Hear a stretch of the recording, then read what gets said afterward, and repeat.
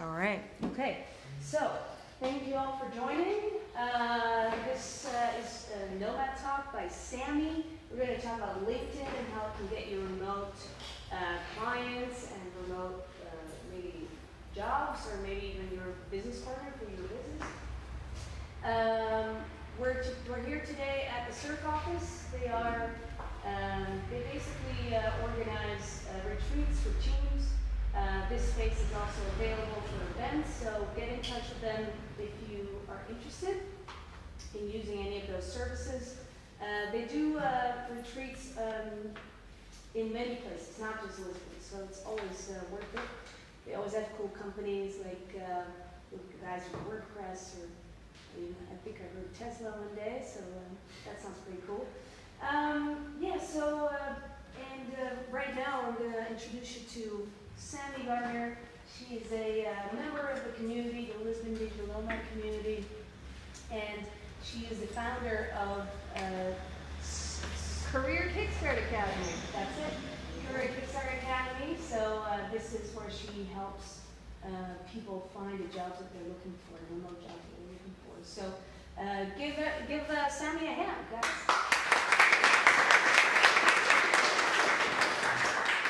Thank you, Rosanna, and thank you to the Lisbon Digital Nomads and CERC office. This is great. I know that there was a lot of choices, and since I actually share a flat with her, there's 7 other people, and she's like, you're a roommate I know will show up. Just give a talk. So here I am. So this is the LinkedIn Lowdown. We're going to talk about LinkedIn and the possibilities, because you can get remote jobs.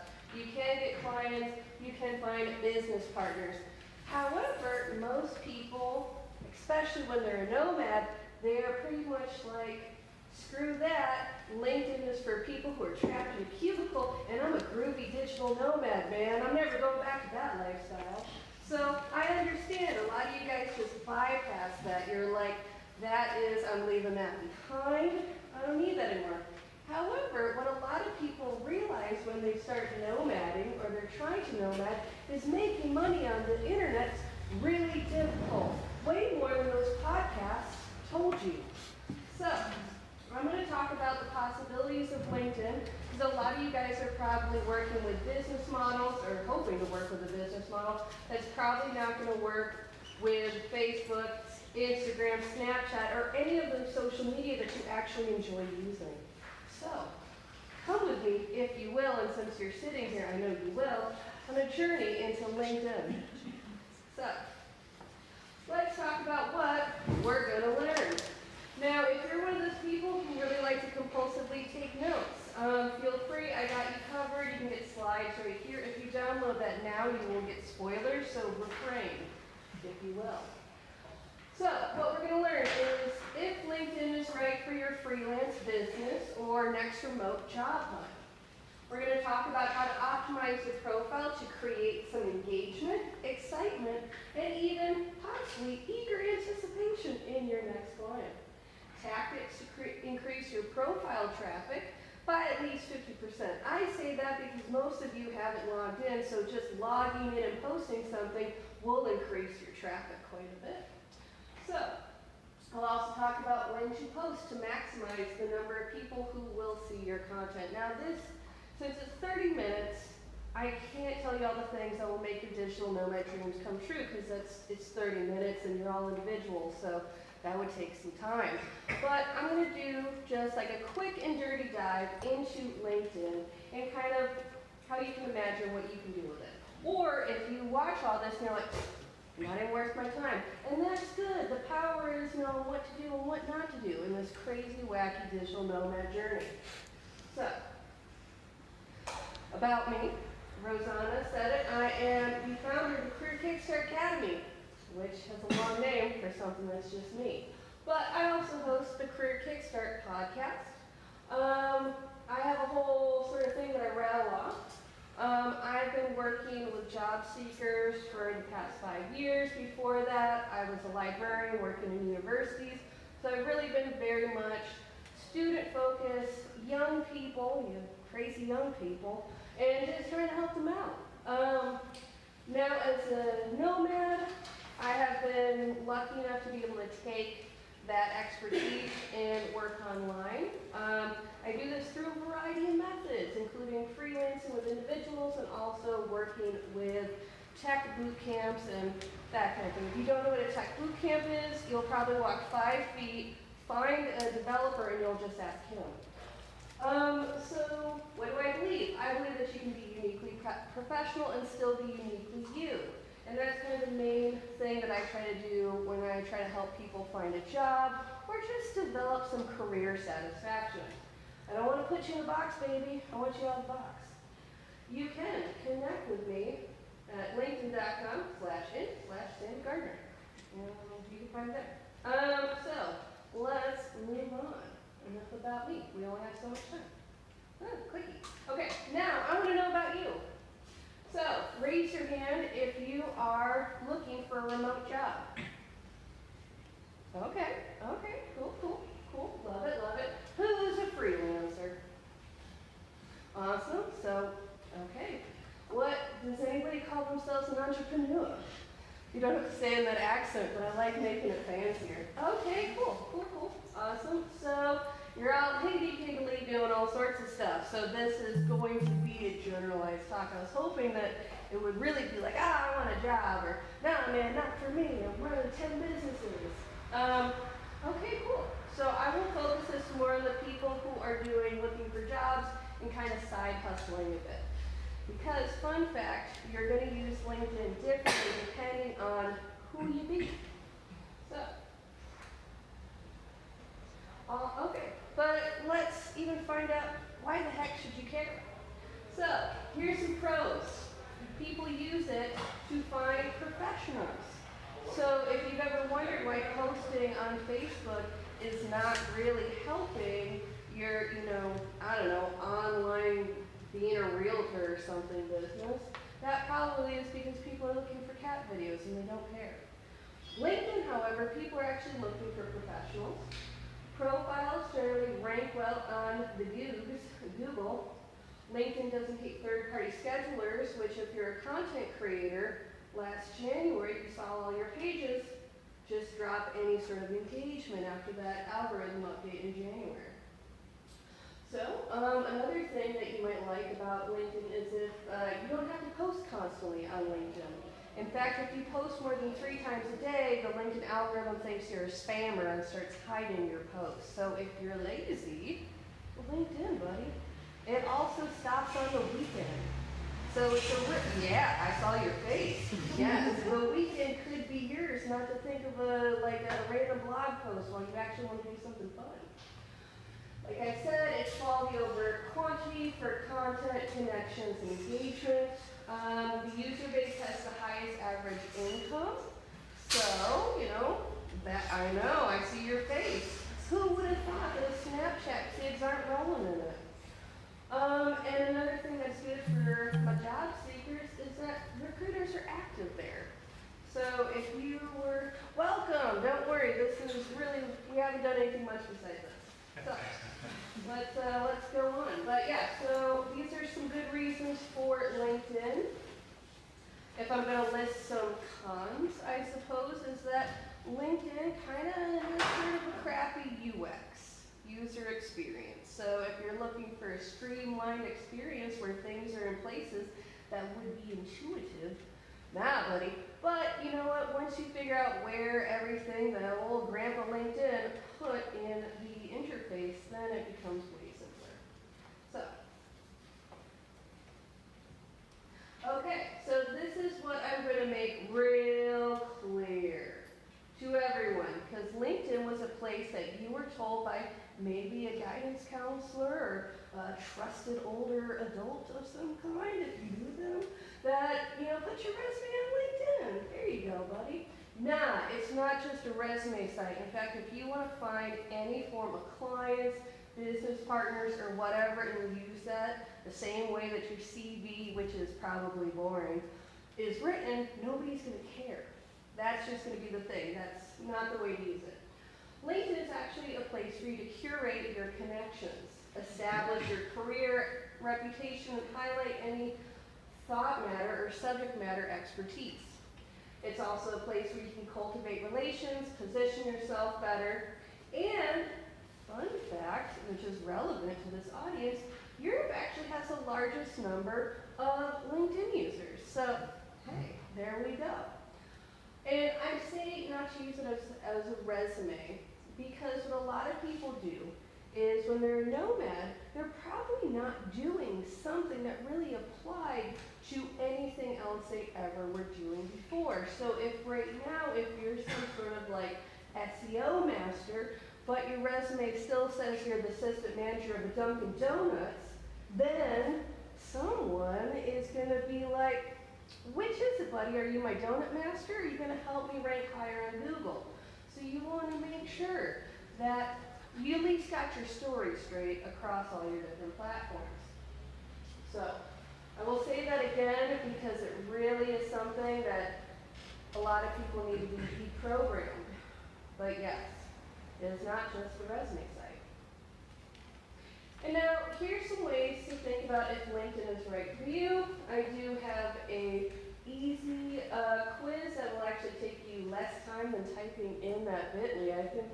I was confused. Bit.lys are supposed to be smaller, but somehow I made that very long. But bit.ly is LinkedIn right for you quiz. There you go, you can take it. But I'll summarize. These are the people that LinkedIn is going to be great for. LinkedIn is good for job seekers who are in the technology, design, marketing, admin, and project management fields. That's going to be best for you. If you're somebody who wants to really do some hardcore construction, LinkedIn's not going to be helpful. For the folks who are freelancers, you're going to want to think about those business-to-business services.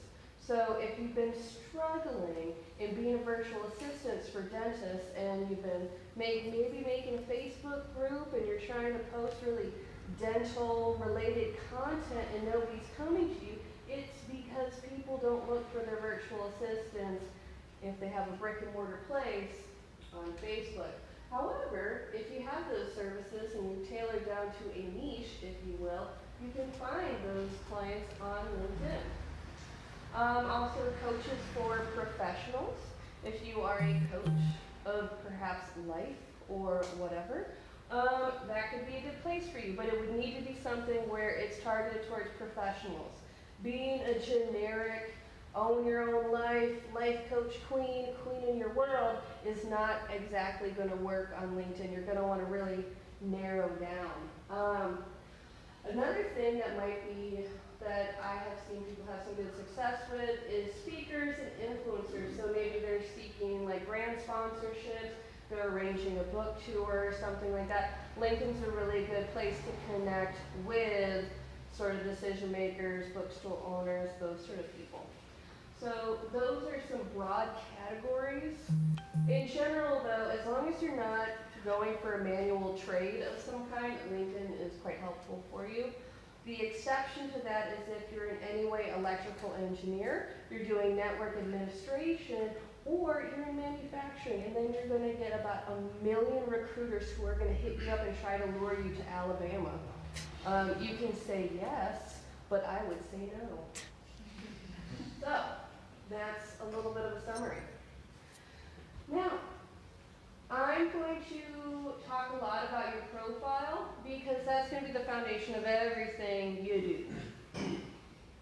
There are business pages on LinkedIn. Business pages are freaking useless. You can use them for SEO purposes, but if you're like literally wanting to sell something or get someone into your service or your membership community or whatever it is you're doing, they are going to respond more to a person because people buy from people. The business pages on LinkedIn, the company pages, they're not really helpful. They don't have that many features. It's hard to engage with people there, and most people don't really seek those out. They don't have the same functionality as, let's say, a Facebook business page. So I'm going to talk more about the profiles. Though, I do want to make sure everybody's doing good. Anybody lost? LinkedIn? Did anybody wander in looking for a bathroom? Okay, gotcha. We're all good. There's water, so don't dehydrate, hydrate.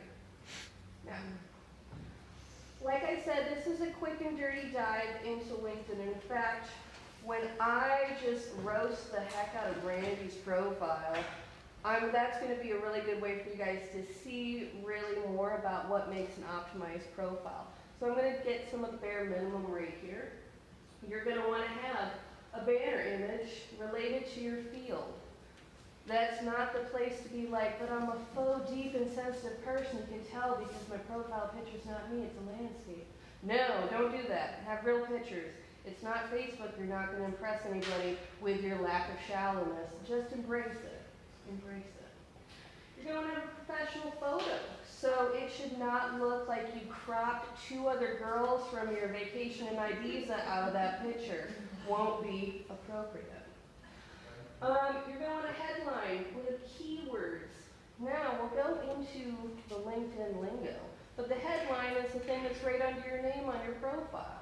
In fact, let's do a little bit of a looky-loo so we can make fun of Randy. See, right here, independent consultant, as opposed to those enslaved consultants. He has that right there. That's going to be the headline, that's your name, that's your Randy. So, thank you, Randy. I say all this in a nice way, I promise. Just a jerk. Okay, so your summary. At the very least, because a lot of people, it's not Tinder, but a summary. Some people forget that. But what you're going to put is roughly who you are, who you work with, and either you're going to have a list of skills, or if you are an entrepreneur of some kind, you're going to kind of think of your profile as a bit of just a sales page, a landing page. So you're going to actually want to use actual persuasive copywriting as opposed to a third-person boring description of yourself that erases anything that was interesting about you, which is common with LinkedIn summaries. So that's a little bit about your summary. You're also going to make sure that you're... Are you suggesting then that should be a first-person voice? Yes. In a lot of ways, that's going to be a good first-person voice, depending on who you're actually talking to. Because let's go a little bit around. So, if you are, let's say that you are a web designer and you specialize in working with online lady bosses, you know, the entrepreneur women who are like working hard for families and stuff, you would probably have a more conversational tone in here. To be like, hey lady bosses, I'm here to solve your problems when it comes to your website, because websites can suck. It's difficult. You have to talk to tech support, there's code, possibly, I don't know. I hired someone for that. So what you're going to do is that you're going to have a more conversational tone. However, let's say you are, someone who deals more with finances and accounting. Nobody wants a fun accountant. They want someone who's really serious about guarding that money and has a high sense of honor. So you would have more of, if you're an accountant, you might have more of a professional, I'm here from you, I'm not going to steal your money, that type of thing. So a lot of what goes into your profile and your summary, since that's one of the biggest things that you have right here. Thank you. Ooh, God, what am I doing? Clicking things and it's moving, Randy. Okay, so the first 2 lines of your summary is going to be the most important. Because Randy didn't have a long enough summary for this to be a thing, but if it goes more than 2 lines, it's going to have a thing that says see more. People usually will not click see more unless something really intrigues them somehow, is relevant to their interest.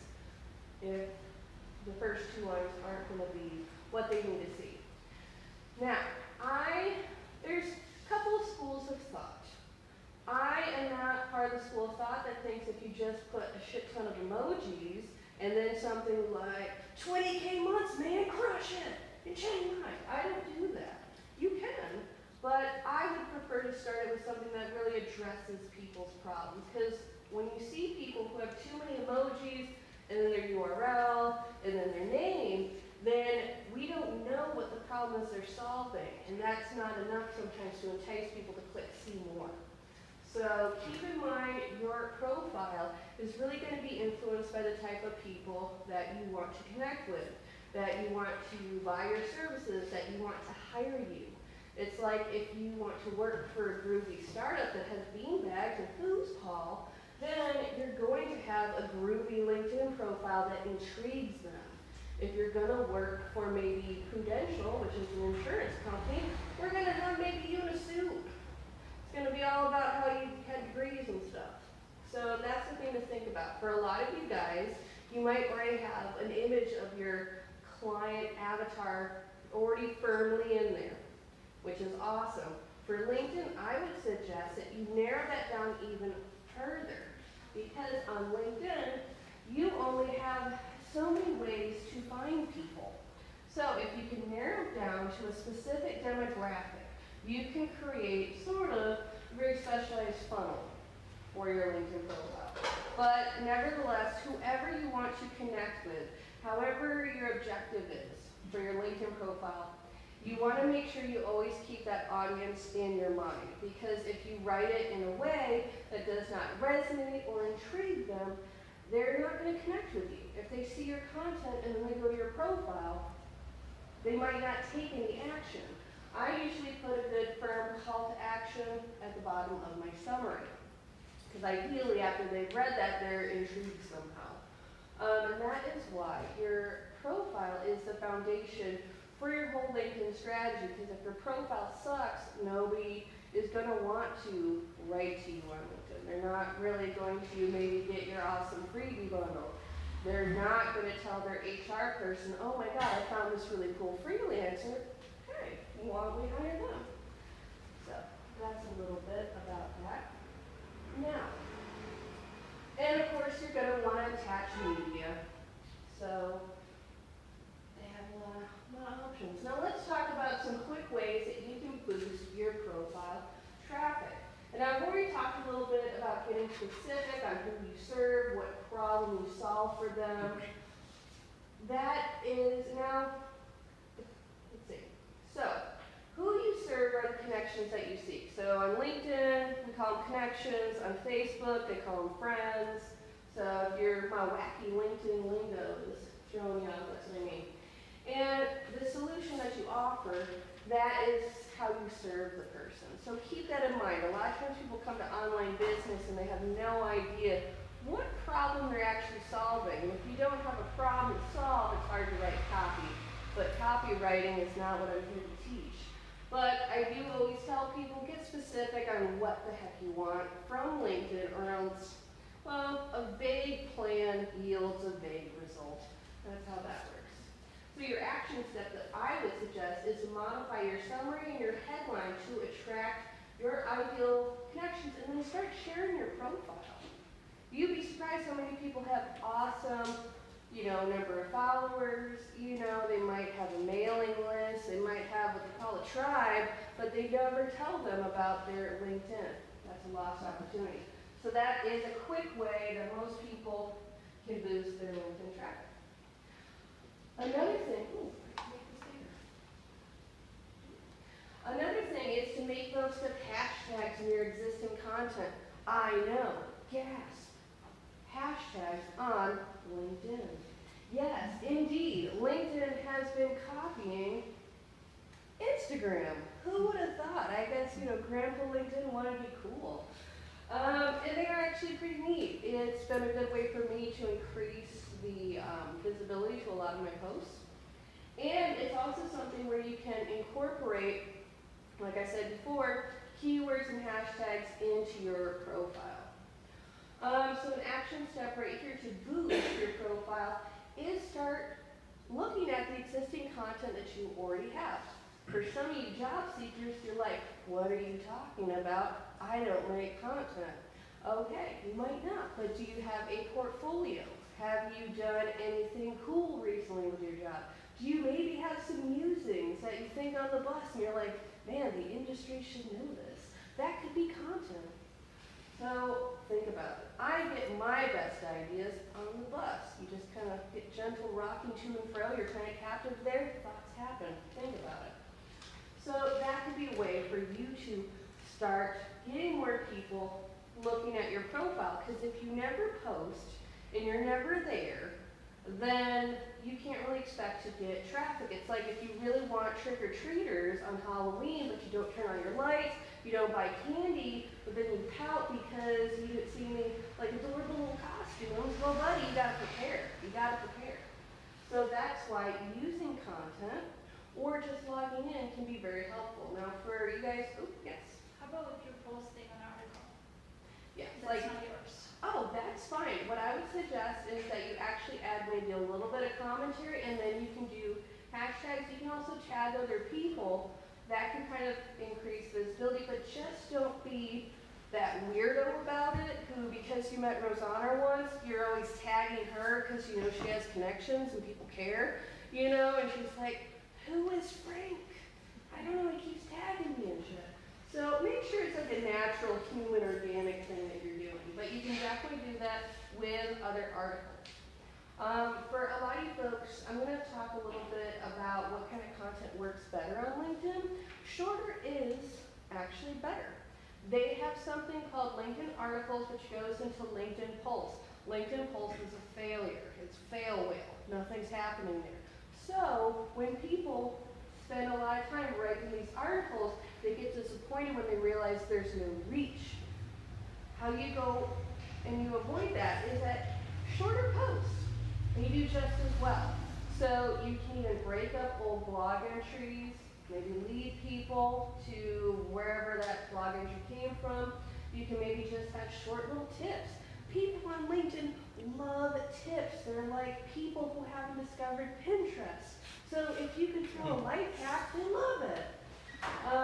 You look confused, sir. Pinterest is a place where you plan your wedding. So, fun fact about Pinterest. They tried to make one for men and they called it Mantras, and it didn't take off. I can't imagine why. So, yeah, so you can repurpose a lot of content, you can do a lot of things there that just kind of let people know that the light is on in the attic, you know? That is why also when I said make sure your profile is public, that's a true statement. I've worked with a number of job seekers who are like, I don't know why I don't get hit up by recruiters anymore. I'm like, because you put a moat around yourself on the internet, and there's too many other web developers for someone to decide to cross that moat. Okay. Another thing is to step up, my friends, and to actually start connecting with people. This is the most direct way to actually engage people to people with the people that you want to sell shit to or that you want to hire you. So when you actually start connecting with people who are likely to be clients, who are likely to be someone who hires you, now for you guys who maybe are looking for jobs, you can actually search for recruiters. Let me show you guys a little quick fun thing. Randy, let's leave Randy alone for a little bit. Let's look people. Okay, got people. Sorry, every once in a while I get startled and I make reaction sounds, and it sounds weird, but I'm fine. Now, as you can see, this is the all people filter. You can actually, right here says title. Don't put in a book, put in a job title.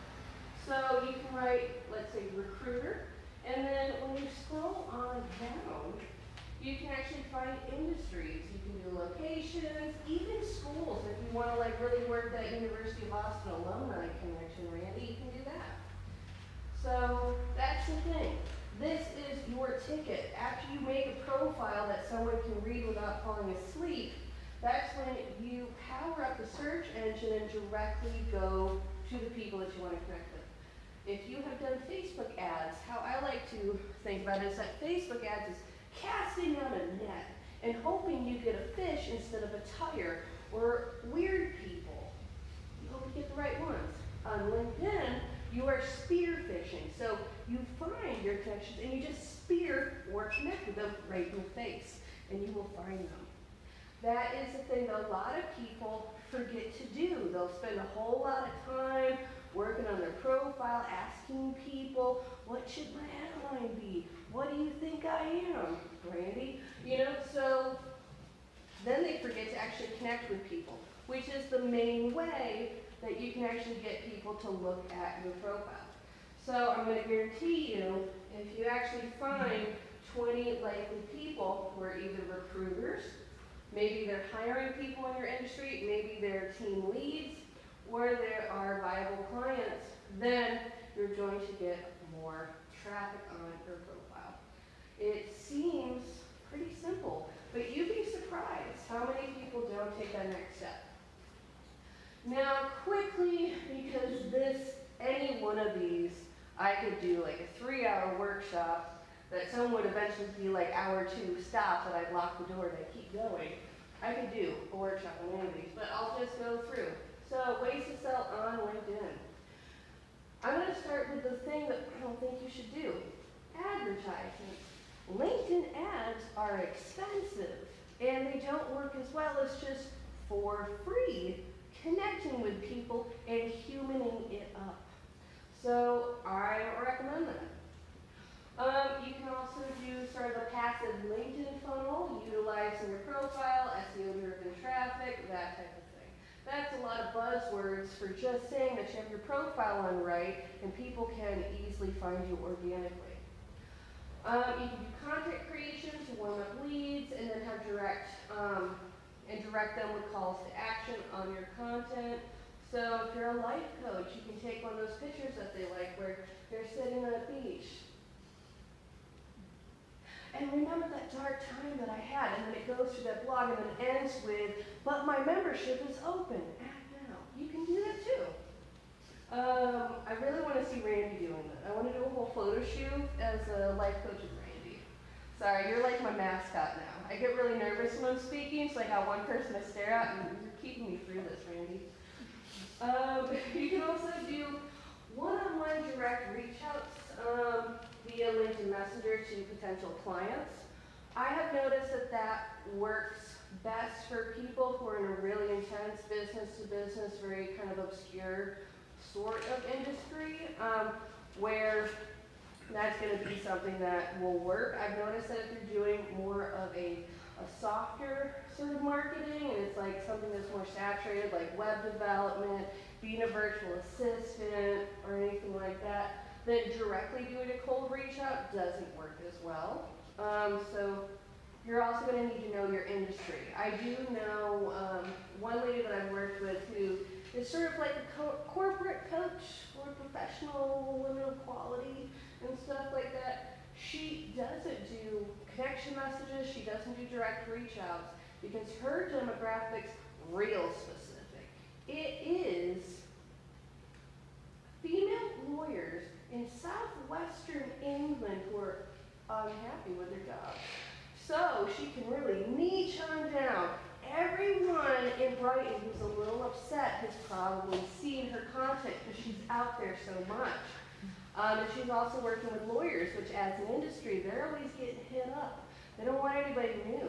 So her connecting with and then sending out these LinkedIn posts that are kind of like in the face of, oh, corporate life, let's anti that. She's really good at taking that area and working with it.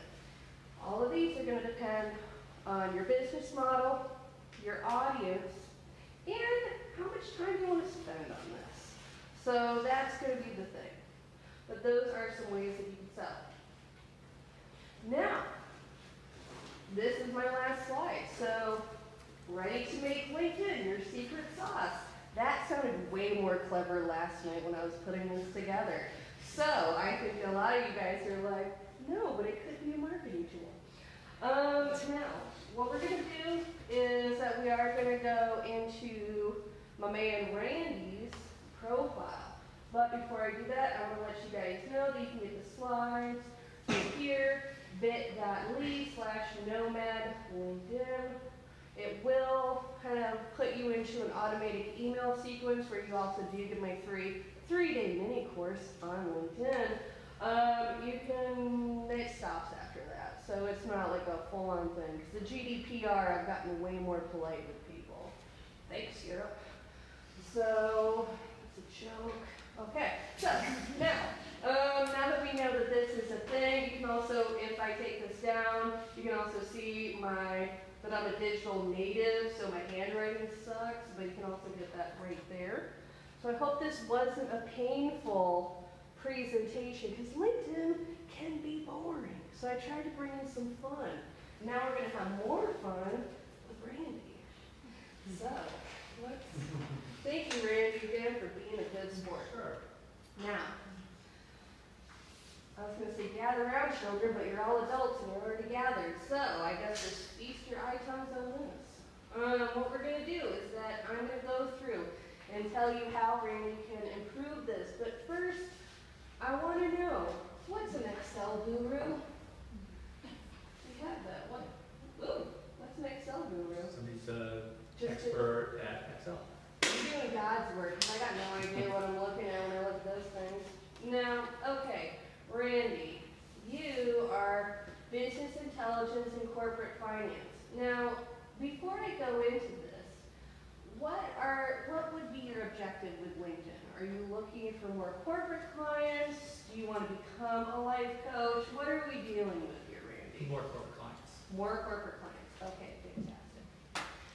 Okay, so let's begin at the top, because the most important part of your profile is the top. People will not go to the bottom if this does not work for them.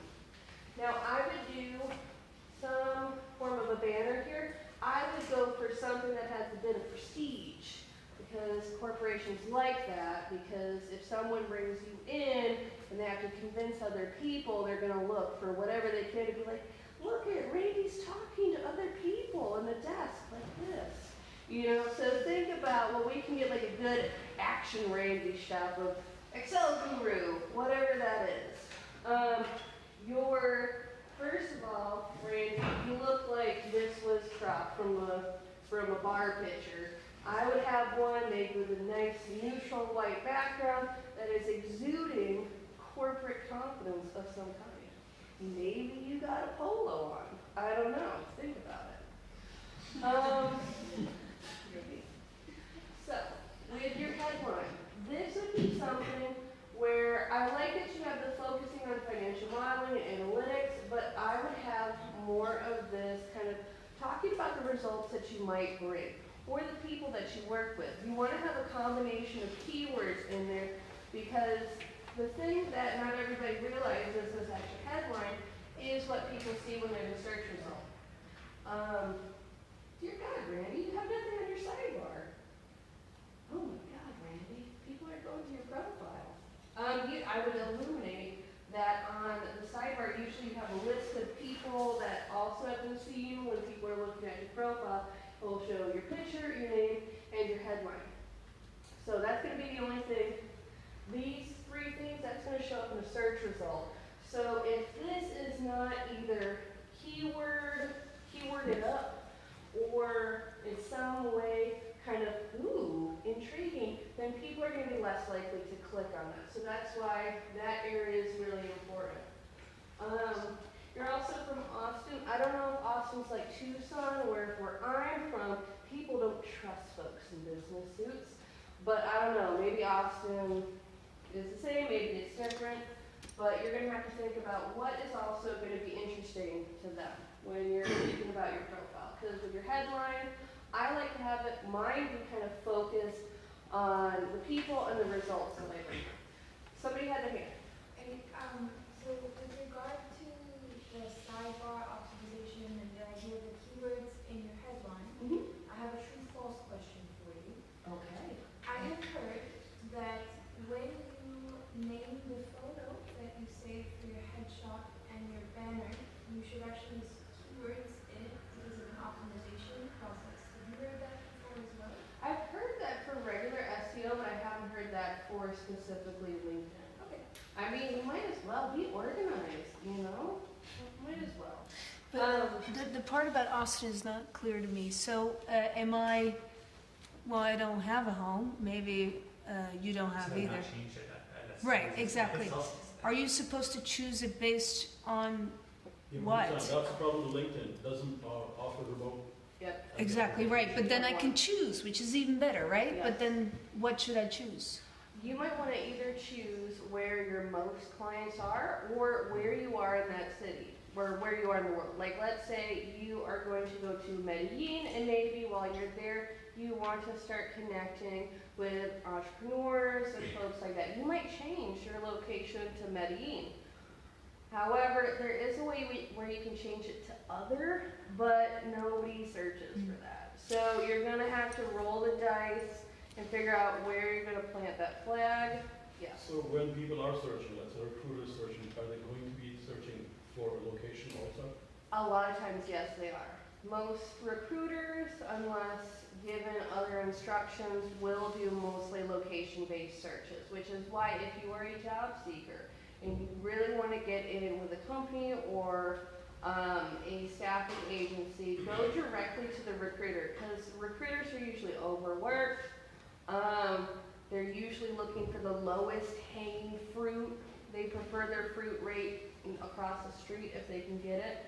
So you're going to want to actually directly go to recruiters, which they usually put recruiter all over their profile, so they're usually easy to find. The next thing, does anybody have any? Yes, right? Wait, you said about the sidebar, so is it better that it looks like that than exposed to people's, that is good?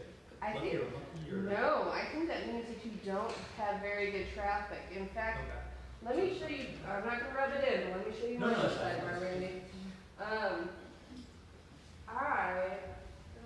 Here, as you can see, I know my keywords are on point because everyone else who's being viewed is also a career coach. So that means that my people are searching me in the right way.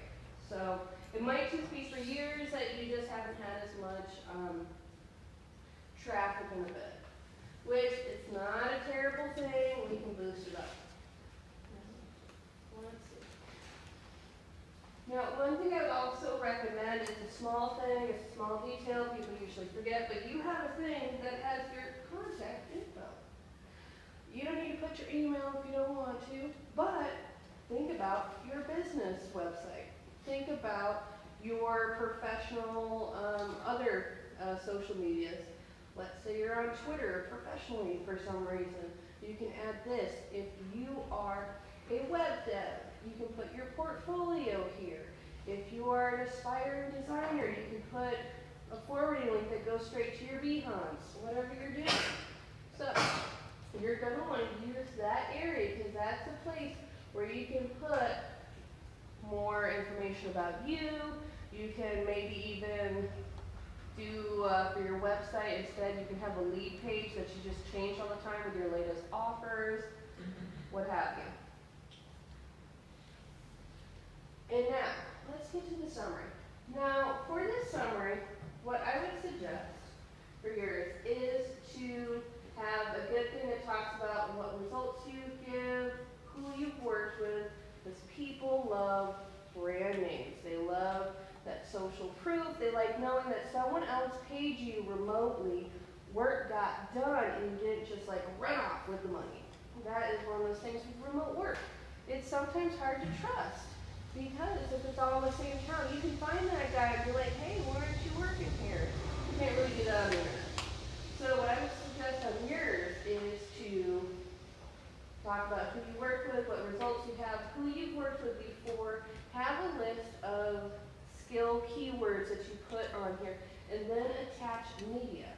Now what I do that is, so we go to mine, media right here, I have a little, I guess I made myself a little ad for my resume writing. And then this is a talk that I did at a tech boot camp about the 3 skills you need to succeed in tech. So that's media that I've put on mine. As you can see, I try to be very intentional, career strategist. I don't put coach all the time because I'm not really good at helping people discover their dreams. I want you to know your dream and then I'll help you. But before then, I'm like, I don't know you very well. I don't know what you want to do. So I put career strategist for tech professionals, designing a career on their terms because I like somebody who has a bit of moxie. You know, kind of like Marmaduke, that never mind, that's a reference that won't work. He's a cartoon dog from America who did whatever the hell he wanted. And I respected that. And I also put job search, resume, and LinkedIn writing since those are popular keywords. So you're going to want to have media. For you, Randy, I would do prestige building media. Stuff that either has you doing a talk, stuff that maybe is a screen cap of something that you did. You do a lot of stuff with Excel and different numbers and things that I try to avoid. So I'm not really quite sure exactly. I try to escape Excel. I have another question. I see currently looking for new opportunities. Is this something you recommend people to use? Not always for consultants. For job seekers, that's okay. Especially if you're a bit of a hot commodity and you're somebody who has a full stack development thing, you got 5 years of experience, you put open to opportunities and you're like the top cheerleader of the school. Everybody wants to talk to you then. However, for a consultant, what I would suggest is instead have a bit of a call to action that maybe leads somebody to maybe picking up the phone and talking to you, going to a landing page that maybe has a video that outlines what you do, that type of thing. That's what I would put there.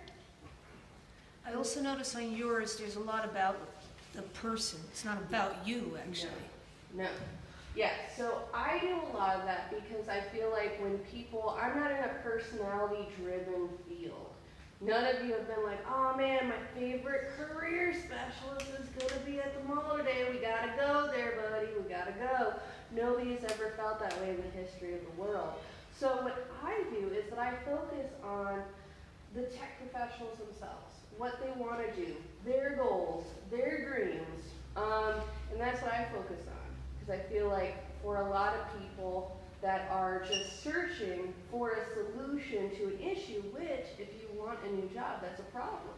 I provide a solution, but they want to have more about the solution than about me. When my podcast blows up, then it's going to be me. But for now, I'm not famous, so it's about everybody else. All right, now, you, sir, have been adulting at a high level for many a moon, and I can tell because you've had grown-up jobs.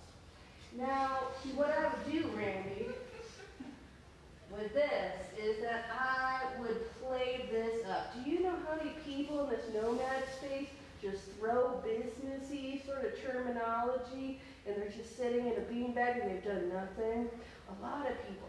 You, sir, have done things with like actual companies that like I can like recognize. Oh my God. It's like you're an adult. You probably have a mortgage. So, what I would suggest, before I knock things over, is, Randy, that you take advantage of all this work history. I don't say this for everyone, because some people really got to niche down and just forget the past. But for you, what I would do is, one, I would make this right here, I don't know if you have a name for this, or if it's just randysaysthings.com or whatever, but I would make this sort of a place where you put a pitch, where you are like, I'm Randy, I do this, I'll do that, here's some results, yada yada, call to action. Then I would use the rest of your experience to tell a little bit of a story. Each job description, you tell more of the Ballad of Randy, as I can now call it. Now with the Ballad of Randy, you're going to talk about the things that you did for these companies, results, quantifiable information, which as an Excel man, you probably have.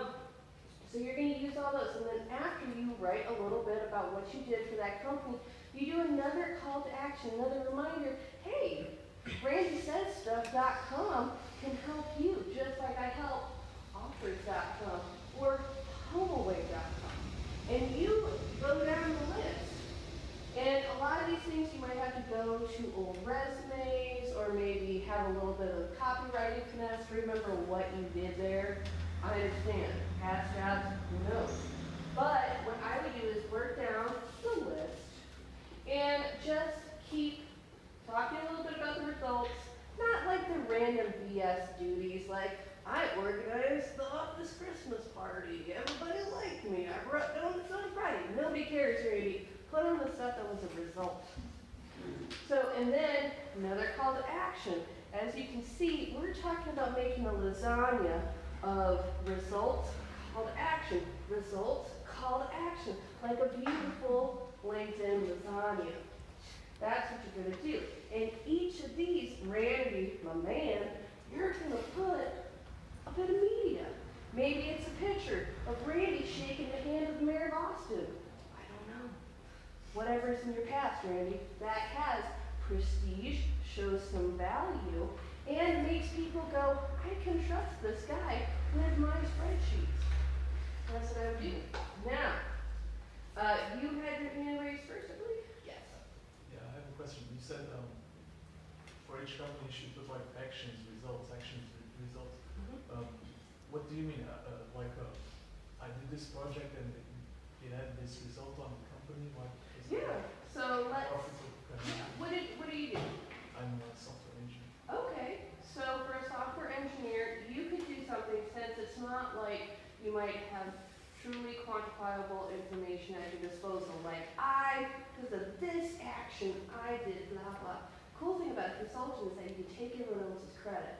But for you, let's talk about it. You can say, for yours, you can talk about what was the project that you were on, your place in the project, and what generalized result it might have had for the company. So let's say you were working for a couple agile sprints on maybe a better login interface, and that increased user logins. That could be something that you talk about, which that is one of the things that people don't think about. If it's hard to log in, if your user interface sucks, people stop going. So that could be how you put it.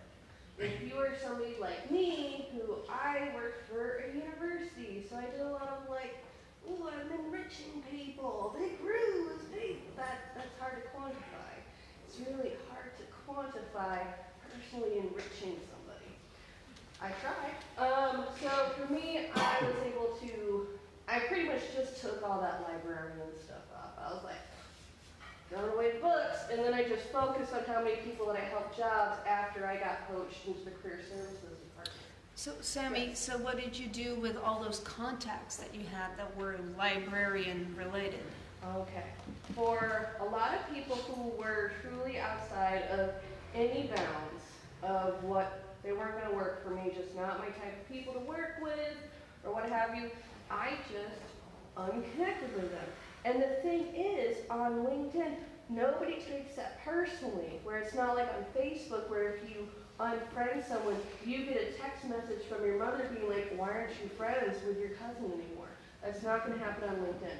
You can literally go through the list, and if it's all the people from, I guess when you were the assistant manager at Dunkin' Donuts, just take them out. Because it's, yes, Emily. Does that help your profile rank differently if you don't have random connections? It's going to help, yes. Because how the connections work, there's some different schools of thought. However, I'm from the school of thought in social media, wherein if they are not a demographic that is buying from you, hiring from you, or otherwise amusing you somehow, they're not someone you need to connect with. So never buy any of the services that's like, get all these LinkedIn connections. No, you don't need to do that. What you're going to want to do is after you get rid of maybe some people who are lovely people, but they're irrelevant to your career choices right now, you take them out, and then you scoop in people who are going to be more relevant. Now this is LinkedIn, it's business, it's not personal, so don't feel any awkwardness as people do sometimes when they have to discard people on Facebook. Maybe I should not use the word discard. Yes. Sometimes I get people who are direct competitors of me try to connect with me. Mm-hmm. Should I do that, or should I ignore it? Oh, I like doing that. Okay, what I like to do is that, yes, I do connect with them. And then when you tag them in posts, your content goes to their audience. But what if I clearly have much more experience, though? What if I clearly have much more experience than them, so there's more of a value for them than for me? See, if you have more connections, then yes, it might be where maybe they don't have the same quality of connections that you want. Because you want to have more connections that are in your field, that are your audience, that kind of thing. So yeah, if you do have someone who's a direct competitor, and maybe you just don't like them, because that happens, I never encourage people to connect with anyone that they don't like. You literally don't need to be friends with anyone you don't want to. We're outside of kindergarten. So in this situation, what you can do is that you can just not connect with them, but you can actually search for people who might be connected to them. And then you can just connect with their connections. So you really just bypass that little turd in the punch bowl, and then all the other things that aren't turds. Sorry, that's a bad metaphor. But yeah, so that's how you handle that situation. That is why, when we talk about connections and why I really make a point of that being important, is because how people see you, and as how people can find you, just how the LinkedIn search engine works is that you won't find people who aren't in some way either the second or third degree connected. Because how LinkedIn has a, let me get a thing. Let me show you the wheel of LinkedIn. Now, right here, I repeat, that's you, and there's your hair. Around you are your direct connections. Then there's a second degree connection. So those are the people who are connected to them, but they don't know who you are. And then there's a third degree, and those are the people connected to the second degree, but not to the first degree, and not to you. It's weird. I don't know.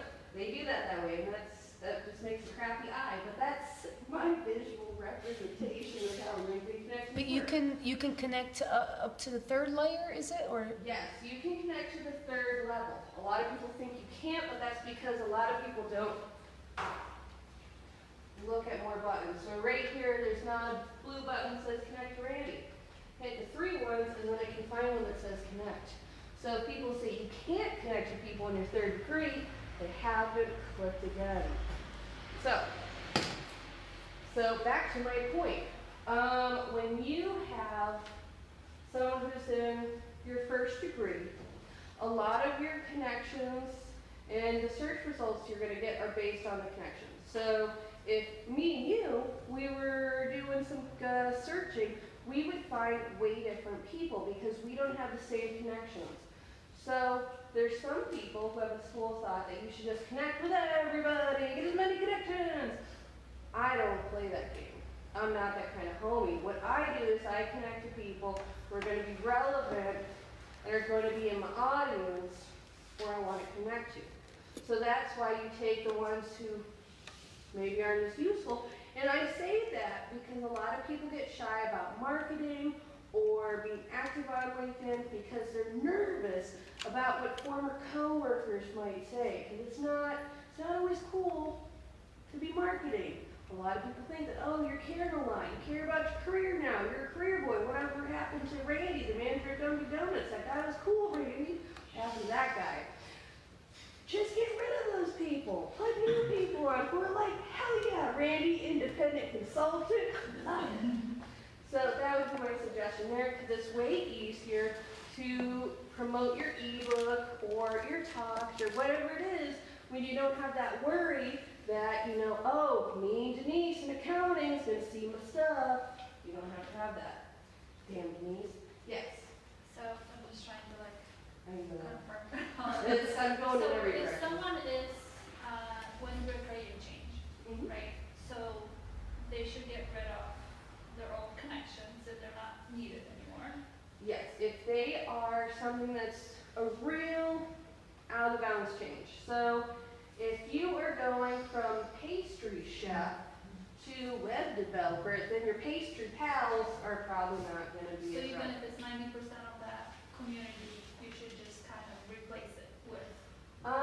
If you are someone who's going from web development to UX, no. But if But if it's really if it's two different worlds, then never they should meet. Now, if you have a lot of years of experience, should you get rid of that experience Not if you're a job seeker. So if you're a job seeker, people still want to see that you have been employed because people want to know that other people can stand you for months, maybe years at a time. What about if you work with investors, startups, and you're kind of in startup, kind of top level Yeah. role, as opposed to a seeker or to a freelancer? If you're going to be more in the startup world and you're going to do that, then you're going to probably want to show that you have some sort of career history, but you're going to want to change the terminology. So you're going to want to translate terms, you're going to discard responsibilities or duties that you have that aren't applicable. So you're going to rewrite those so they are more relevant to whoever's going to be viewing them. Okay? Samantha. About the very specific, sorry. Right. Go on. Okay, you play, you do. Okay. You go. Just specifically, what about recruiters? For Would you recruiters. use the same rule there? I mean, if you kind of don't need the recruiters anymore, should you just drop them, or is it, are they a kind of neutral force, as it were? If you no longer need recruiters and you just want freelance work and you're not looking for any possible sweet day rates or anything like that, then yeah. Get rid of the recruiters. If you are in any form of tech and you no longer are doing that anymore, then recruiters are just going to annoy you. So yes, get rid of them. However, if you do know some recruiters that specialize in remote work or something like that, and they might still, be someone that will be useful to have in your network, keep them. However, there's a lot of recruiters that are annoying, so you want to really pick and choose your recruiters. In terms of ranking, just quickly, in terms of ranking, are they tech? You talked about having connections that aren't relevant. Mm-hmm. How do recruiters play in that? With recruiters, if you are actively looking for a job, then yeah, they're relevant for you. But if you're a freelancer or you're not, seeking employment in that sense, so they're not going to hire you for a freelance thing. It's not going to be something that's going to be necessary for you. No. Okay. Yes. Hi. So, can we use the social selling index to sort of evaluate if we should get rid of some connections or not on LinkedIn? Yeah. I mean, whatever tool you're going to use, I kind of just eyeball if they are in tech. If you can see from my profile is really niche down. I almost exclusively work with UX or web developers, preferably front end, because it makes me things. But those guys, and I make sure that whoever is in that category, I connect with. I also further niche it down to where now my connections are always UX or web developers who have graduated from a tech boot camp. So for you, depending on exactly what you are selling, you're going to have to find out your own metric for weeding through people. But that's what I do. I got rid of a number of people. Are there any tools you recommend us to use? Yes. I know that there's some people who like duck soup, but what I personally use is a tool, but it's called Leonard for LinkedIn. So I like to use that. There's an AppSumo deal.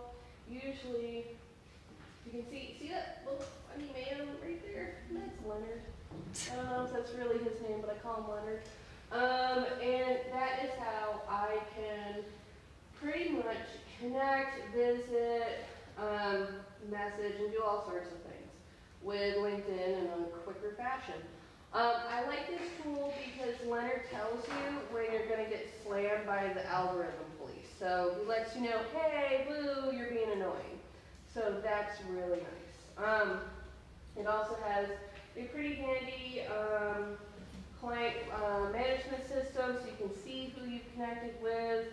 And how that works is that you do a filter search and then you can find them. I have a number of different messages and follow-up messages and stratagems that I use. But that's probably going to be pretty specific to what I do. However, Leonard for LinkedIn is helpful. But I would recommend only getting a tool like this once you actually know who you want to go after, because sending a bunch of copy and paste messages out to the void to a bunch of randos and casuals doesn't lead to sales. It leads to people blocking you. So that's one thing to think about. Now let's go to Randy. And now, Randy, we talked about how you can use your, man in the mustache. One quick question before we go there. So I work in sales, B2B specifically, Yes. and I'm wondering if, so my profile says sales, so maybe there's someone here on the other side who can address this. If I reach out to you and it just says head of sales, and they open it up and I am actually trying to sell them something, I'm wondering if there's a more tasteful word besides like sales. I don't know if that leaves like a weird taste What in do the you mouth. sell? Huh? What do you sell? Company retreats. Oh. Or retreats, not size. Okay, well, why don't you just package that as a bit of a solution to a problem? There's a lot of difficulty that people have with planning a retreat. I don't like organizing people. If I was put on that committee, we would just go to a city park and I would make whoever is like a person I trust with a grill make some hot dogs. Yeah. So maybe instead of having a thing that says head of sales, you have a headline that says, I make company retreats easy and fun and productive. Because if I was looking for a job, then it would make sense to have a sales position. Yes. Hiring someone who's doing sales, but You are actually actively trying to market something, then you're going to want to talk more about what you're actually going to provide. So they see that and they're like, oh. And yeah, it's also LinkedIn where people are more primed for business.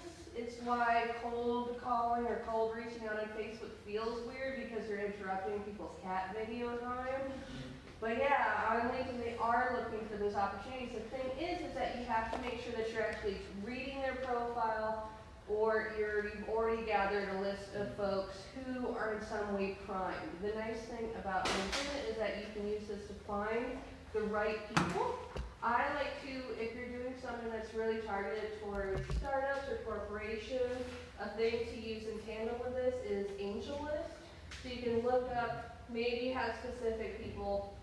yeah. You're So thinking- finding the people isn't the issue. I'm just wondering if, so as instead of my job title, the sales, you would recommend just mixing that? and Yeah. saying- Yeah, if you were directly doing reach outs to try to get people interested, then don't lead with your title. Think of your profile in more of a freelancer's profile, where you kind of, like how I'm telling Randy, to like make a pitch, talk about your client. You don't have to go full Randy, as I'm going to call it, and make a whole narrative that talks up everything you've ever done, but you're going to want to make sure that your summary is not like, what's your name?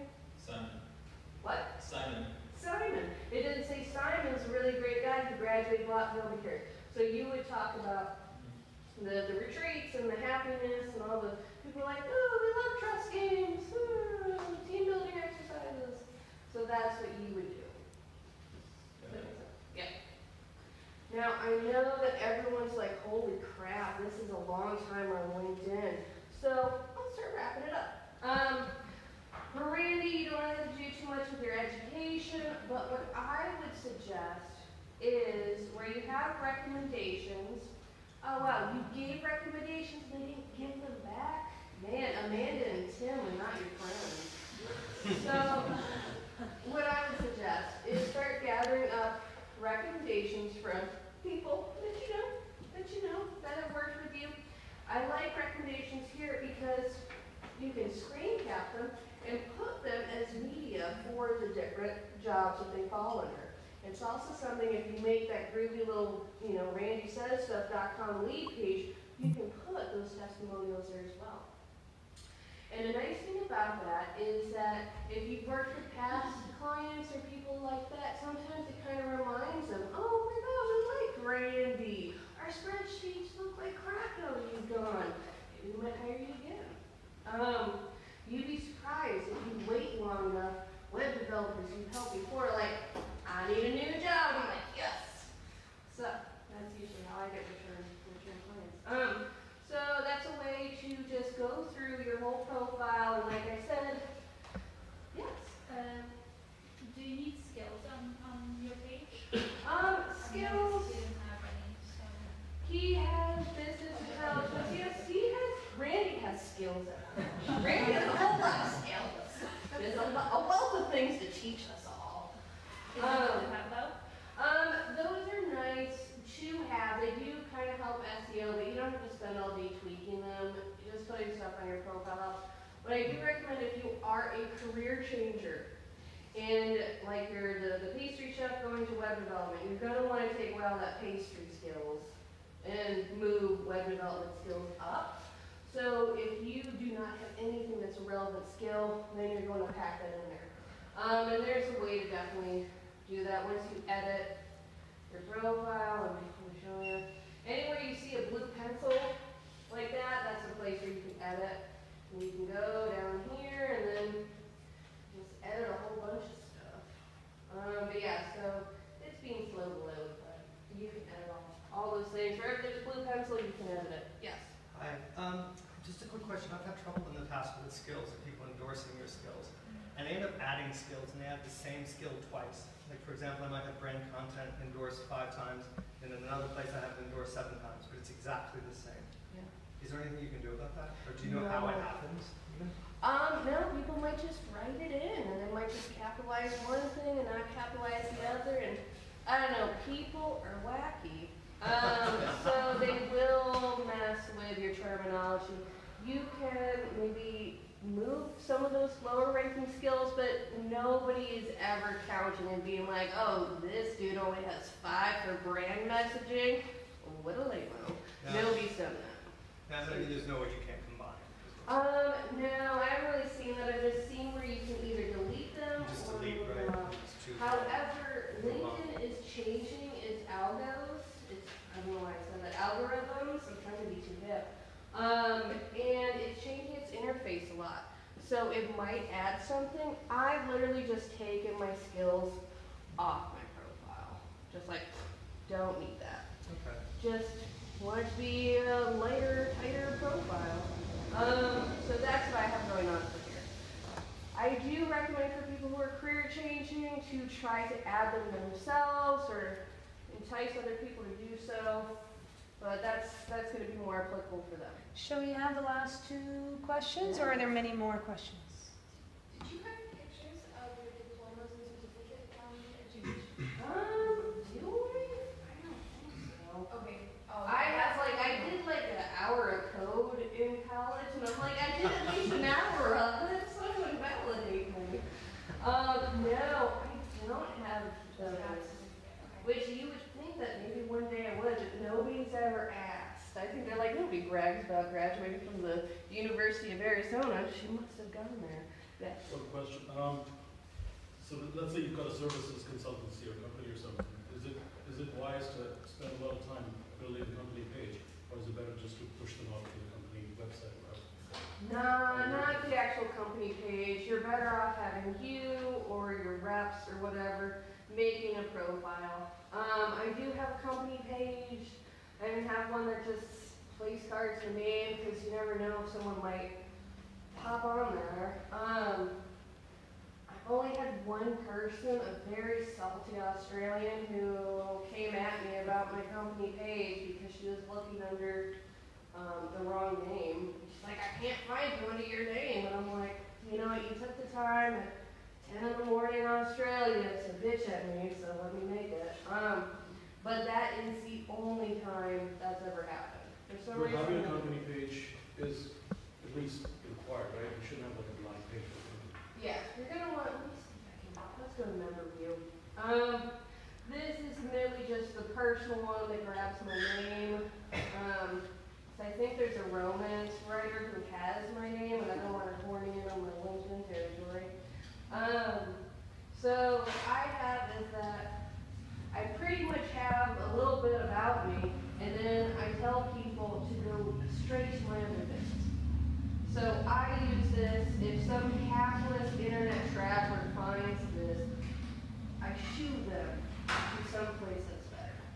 I have worked with like larger companies that aren't just me, and none of their company pages seem to get much traction.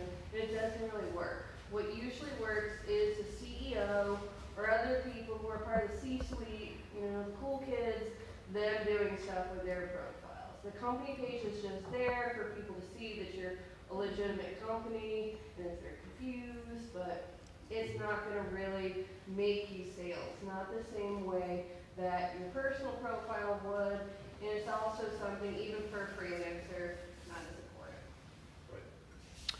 Cool. Shall we wrap it up, or is there one more? I had a question regarding the use of hashtag in the profile. Yes. How do you do that? Okay. Yeah, you just put a hashtag, it's pretty simple. What I do is that I have, just out of the way, I have some specialties right there that I put hashtags on, just because it's just, I'm loading up keywords and I'm adding some hashtags. If you want to know how to better, and I swear to God, this is my last one tip. If you want to see what's a way to just explore what could be some hashtags that you can use, actually on the sidebar, you can see popular hashtags, so you hit discover more, it shows you them, and also LinkedIn, sorry, I'm gonna let someone else know away again. Sorry buddy, you're just gonna have to look over me. Once you do hashtag, it will show you some more hashtags, so you can see if what you're using, because a lot of people, they make up hashtags and stuff like that. See which ones are actually working in your industry, and you can do that there. This is a new feature. LinkedIn likes to throw stuff out there. We'll see if this sticks. Because sometimes they realize, oh, hashtag, we made a mistake, and that feature goes away without any fanfare. But for now, this seems to be working. When I've done stuff doing hashtag entrepreneurship or anything like that, I get a lot of views. And you need to know your audience, because sometimes your audience doesn't always respond to your content the way that you think. My posts that are like really hard-hitting, like this will help you find a job, they never do as well as my sassy, sarcastic posts. I don't know, people want the sassy. So keep that in mind.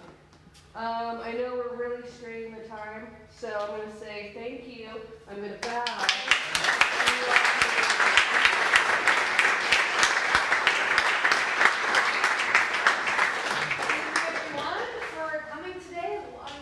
So Sami also has a really cool Facebook group actually to join. I think it's called LinkedIn Mastery for Entrepreneurs, and it is with me. So if you are a freelancer, you're a side hustler, you're an entrepreneur, you can join that group. You might be wondering, why is it on Facebook? It's because my target audience are people who primarily advertise on Facebook and they don't know what they're doing on LinkedIn. That's why. So thank you once again to the Surf Office guys. If you want to talk with them about any retreats, put your hands up so you know who to talk to. And also if you want to join any of our other events, we do a weekly meetup, so there's literally something for you to do every week, at least once. And then we try to do talks. We sometimes do co-working days. We're a team of 6, and everyone works really hard to try to help people connect and have fun. So please join next time. Thank you all for